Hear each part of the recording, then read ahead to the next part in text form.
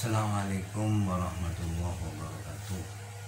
Qala al-musannif rahimahullah ta'ala wa nafa'ana bihi wa bi'ulumihi wa madana bi asalihi. Amin. Sebelum saya masuk ke materi, ini sudah aturan saya. Jadi kalau kalian belajar ilmu nahwu, satu, kamu harus paham, ya, wajib paham. Pak, untuk paham bagaimana? Kalau nggak paham ya nanya, itu harus bertanya.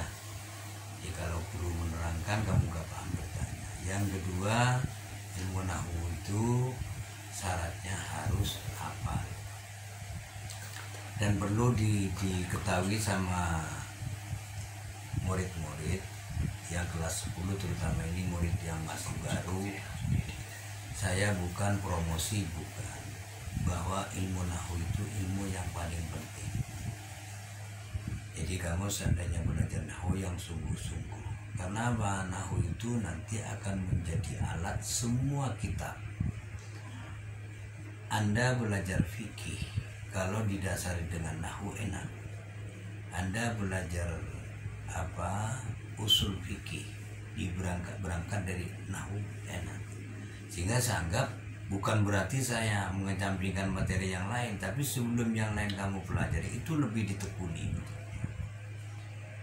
Anak-anakku sekalian, waktu mungkin sangat terbatas, oleh karenanya saya dalam pertemuan ini tolong nanti kamu catat pertemuan hari ini tanggal berapa, hari apa, kemudian materi yang saya sampaikan itu apa, itu ya.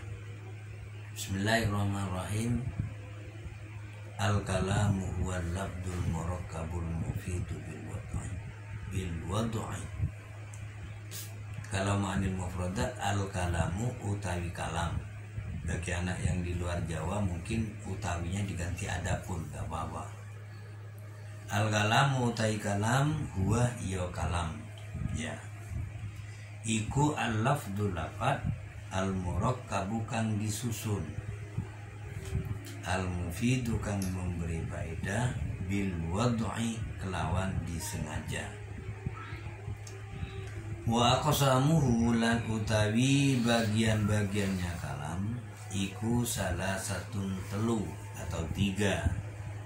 Rupani ismun kalimat isim, wa fi'lun dan kalimat fi'il, wa harfun dan kalimat huruf.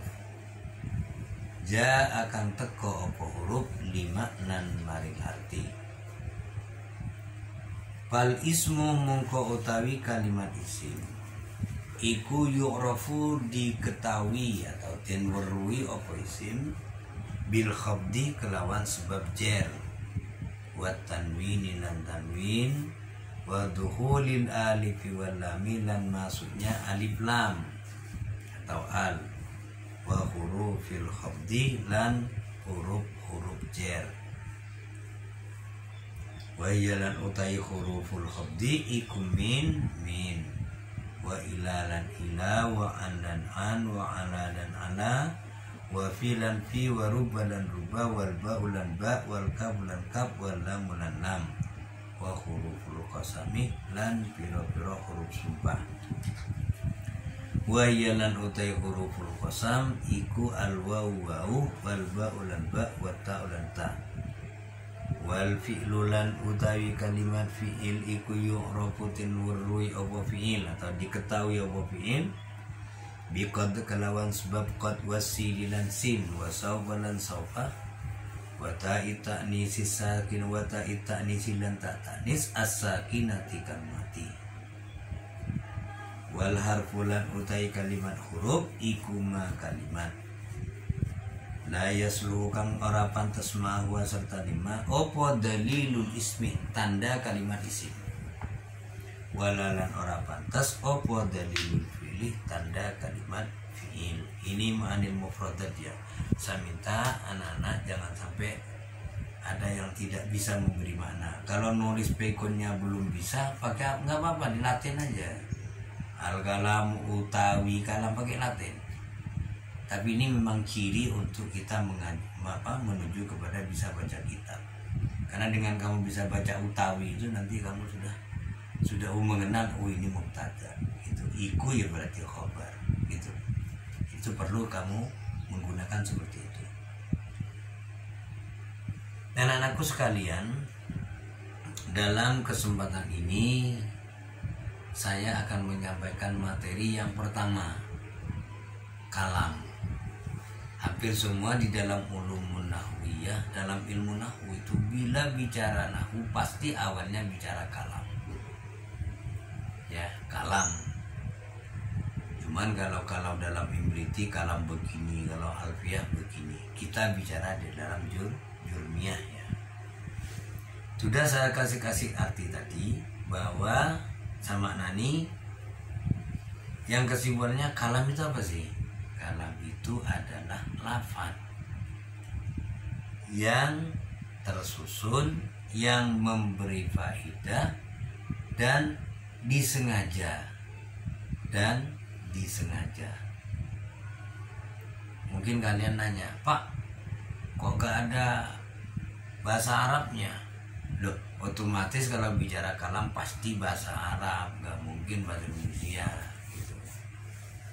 Jadi kalau saya menggunakan bilwati kalam karena di dalam jurmiyah itu ulama memberikan penafsiran dua. Bilwati ada yang bermakna al-qasdu, ada yang bilwati bermakna bilwatil arabiyah. Kalau saya gabung, jadi kalau kau ingin tahu kalam itu apa sih? Lafaz yang tersusun, yang memberi faedah dan berbahasa Arab serta ada unsur kesengajaan gitu. Itu baru dikatakan kalam. Karena kalian ini masih awal, perlu kamu ingat lafaz itu apa sih? Perlu saya sampaikan ini. Kalau imriti nggak mau saya. Lafaz itu suara yang mengandung salah satu huruf hijaiyah. Kalau kamu ada suara zaidun, otomatis itu namanya lafaz. Kenapa? Ada za, ya, dan dal. Sekarang apa ada Pak? Suara yang nggak mengandung huruf. Sudahlah, kamu di samping kamu ada kipas angin itu loh. Kamu kakno ser ini nulis, nggak bisa kan? Atau kamu naik mobil, tahu-tahu nyalip teman, ting ting, nggak bisa. Itu namanya bukan lafaz karena tidak mengandung suara ya. Kemudian labdun murakkabun di dalam ilmu nahwu. Kalau di imriti namanya musnad, kalau di jurmiyah murakkab. Ada standar minimal baru dikatakan kalam. Kalau susunannya kalimat itu minimal 3. Minimal 2. Ma tarakkaba min kalimatain fa aksar. Qama zaidun. Itu sudah kalam itu. Sudah murakkab. Karena ada fi'il, ada fa'il.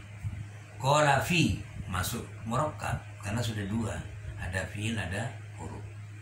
Ya. Ini pokoknya ma tarakkaba min kalimatain yang disusun 2 kalimat minimal atau lebih itu namanya murakkab. Yang ketiga mufid.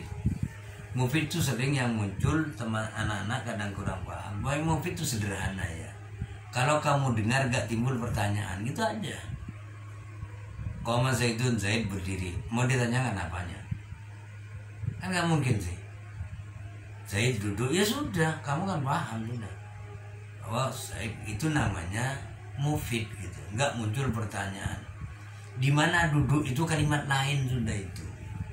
Kamu cuma dikasih tahu kalam khobarnya itu kan cuma dikasih tahu, kemudian Zaid duduk, ya sudah gitu. Di mana duduk itu bukan urusan kamu itu sudah. Saya ngasih tahu Zaid duduk, berarti Zaid itu nggak berdiri, nggak tidur, duduk. Itu maksud saya gitu ya. Itu namanya mufid. Yang kedua, yang terakhir wadha. Ada unsur kesengajaan. Jadi kalau nulis itu bukan, kalau berbicara bukan karena bermimpi atau melindur atau bagaimana, tapi memang disengaja dan berbahasa Arab. Sehingga kadang-kadang muncul ada kalimat itu paham tapi bukan bahasa Arab ya, bukan kalam namanya. Kalau kamu nanti di Madrasatul Quran ada tulisan di kerucuk gitu loh, tahu kerucuk tuh yang menuju sebelah itu. Di situ ada tulisan ke pondok sebelah 25 meter. Kamu paham itu. Cuman itu bukan dikatakan kalam, bukan dikatakan karena nggak wadha. karena bukan bahasa Arab. Sudah, ini selesai tentang kalam ya. Kemudian bagiannya kalam itu ada 3. Ada isim, ada fiil, ada huruf. Cuman hurufnya di sini ada ja'a lima'nan, huruf yang ada unsur artinya. Apa ada Pak huruf yang enggak ada artinya? Banyak. Kalau enggak diganding dengan kalimat fi, masuk di dalam monotok. Bi dengan, kan enggak mungkin. Tapi kalau fi'il madrasah baru ada artinya, itu namanya ja'a lima'nan. Atau nanti ketemu dengan huruf hijaiyah yang apa? Ba, ta, sa, itu bukan ya.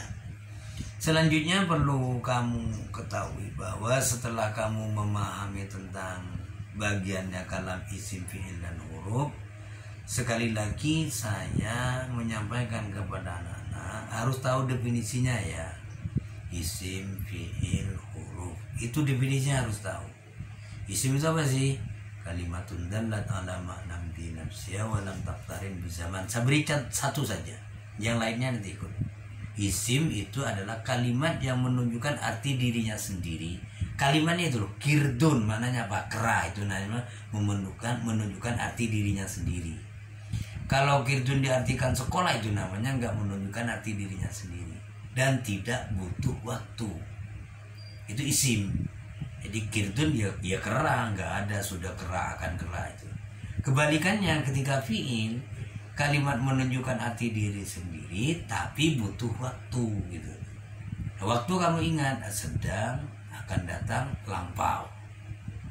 Sehingga anak-anak kalau paham nahwu, belajar bahasa Arab tuh enak. Pasti enak. Kalau fi'il madi waktu lampau. Sholat. Kamu nanya, Mas sudah sholat belum? Pakai fi'il madi aja. Hal sholaita, sudahkah Anda sholat? Itu. Kalau kamu ingin ke masjid, bawa sejadah, jangan pakai hal sholaita, jangan. Hal tusallil asr, apakah Anda akan sholat asar? Karena dia mau berangkat. Kalau sudah selesai sholat, kamu ditanya, na'am sholaitu. Gak usah, na'am, ba'da sholat, enggak, itu malah ketoroni ka isunahu dan sholat. Ya. Jadi dengan menunjukkan arti dirinya sendiri dan butuh waktu, itu fi'il. Kalau jalasah berarti dikonsis awamu. Jalasah berarti sudah. Ya jelisu, dua memahaminya, sedang atau akan. Kalau ijlis, duduklah. Itu harus konsis kamu. Kecuali ada kalimat yang ada tambahannya. Contoh mamanya kasus ketika kamu mau sholat, qad qamatis sholat. Kamu muncul, temannya kamu nanya, Pak, katanya fi'il madhi itu maknanya lampau, tapi kok belum sholat kok dikatakan qad qama. Di situ ada qadnya, maknanya litakrib. Qad qamatis sholat berarti sudah dekat waktunya sholat, bukan sudah sholat ya. Kemudian di sini adalah kamu dikasih tahu apa cirinya. Kalau tadi definisinya kan, definisinya isim adalah begini-begini, definisinya fi'il adalah begini. Sekarang kalau tandanya apa? Fal ismu yu'rafu bil khabdi wat tanwini wa dhuhuril alif wal lam dan seterusnya. Untuk kalimat isim itu cirinya sederhana. Kalau ada kalimat i'rabnya jer, harkatnya kasroh, huruf terakhir loh, atau sebelum terakhir ada iya, atau harkatnya fathah, itu isim. Bisa terjadi itu, karena itu tanda isim hanya 3 itu, bisa kasroh, bisa iya, bisa fathah. Cuman kalau fathah barangkali kamu agak hati-hati, karena fathah itu nanti ada kaitannya dengan isim ghairu munsharif. Tapi kalau yang munsharif itu pasti benar. Itu ya. Kalau ghairu munsharif. Jadi kamu nanti pertama harus mengetahui bahwa kalimat kalau i'rabnya jar itu tandanya isim. Wa tanwin, kalimat bisa ditanwinkan. Itu pasti isim juga. Apa saja sudah. Terutama anak-anak ya, karena saya berulang kali sama anak-anak. Kadang-kadang sudah kelas 12, kelas 11, kadang-kadang tidak titen sama isim dan fi'il, itu kan sangat membahayakan. Padahal isim itu alat, isim fi'il itu alat kita. Mau bicara mubtada loh, kamu pasti bicara isim. Mau bicara fa'il itu pasti bicara isim gitu. Gak mungkin itu dilepas. Ya. Jer, yang kedua tanwin. Ingat anak-anak, kalau kamu ditanya tanwin itu apa sih? ya suaranya nun mati, bisa dibaca nggak bisa ditulis. Karena ini masih kelas 10, saya sampaikan sekali lagi, kalau ada suaranya nun mati bisa dibaca nggak boleh, itu namanya tanwin. Rasulun itu matinya nun itu, tapi harkatnya kan tanwin, sehingga tanwin itu adalah suara nun mati, tapi bisa dibaca nggak bisa ditulis. Yang berikutnya adalah bisa kemasukan al. Jadi kalau ada kalimat kok pantas diberi al, itu berarti itu isim atau sudah ada alnya. Makanya kamu jangan sampai keterlaluan nanti kalimat sudah ada alnya dikatakan fi'il, itu kan sangat membahayakan. Itu berarti anak ini nggak hafal tanda isim gitu. Makanya saya kalau mempraktekkan anak kan mesti yang ada lapa, yang ada harkatnya dulu. Kalau ada harkatnya baru saya coba kamu lihat mana yang isim. Baru kalau sudah mengenal betul, baru nggak ada harkatnya, saya kasih kalimat yang nggak ada harkatnya, teks Arab itu coba cari isimnya berapa, fiilnya berapa, itu baru kamu mempraktekkan itu. Tapi untuk awal mesti saya ngasih yang ada harkatnya. Biasanya ayat Quran isim fiil, ya kulu isi anu fiil pak, kok tahu ini fiil mudhari apa tandanya, nah itu baru saya gitu ya. Kemudian dan kalimat itu nanti baru dikatakan isim, cirinya apa? Kalau kemasukan huruf jer. Dan ini diingat huruf jernya ada berapa? Ada 9 nih. Ada min, ada ila, ada an, ada ala, ada fi, ada rubah, ada ba, ada kaf, ada lam ya. Ini sumpah. Cuman di sini di dalam nahwu itu ditambah dengan huruf sumpah. Ini anak-anak kamu hati-hati. Huruf sumpah itu huruf jer ya. Kalau kamu nanti dibilang teman, ayo sumpah, kok dibaca wallahu bukan sumpah, itu kamu dihapusi dan dia tidak melanggar sumpah. Atau dimatikan wallah, kamu ya yang mencuri. Enggak, wallah saya enggak mencuri. Nganti 1000 enggak apa-apa itu. Kenapa? Dia tidak melanggar. Baru dikatakan melanggar kalau itu dibaca jer. Wallahi, billahi, tallahi. Karena memang ini ciri dari huruf jer. Baru dikatakan sumpah. Kalau tidak, makanya kalau kamu berhadapan dengan orang lain yang agak licik, jangan dia yang bersumpah, kecuali kamu bisa mendengarkan langsung. Kamu aja, wallahi, kamu mencuri apa tidak. Gitu caranya. Sehingga kamu nanti paham bahwa itu namanya sumpah gitu ya. Ini barangkali untuk sementara jadi saat ma'anil mufradatnya sampai huruf. Tapi ini saya tentang penjelasannya baru sampai kepada tanda-tanda kalimat isim. Insyaallah pertemuannya akan datang. Ilal liqa qariba. Insyaallah sampai ketemu lagi. Insyaallah saya sampaikan selanjutnya. Sekian, assalamualaikum warahmatullahi wabarakatuh.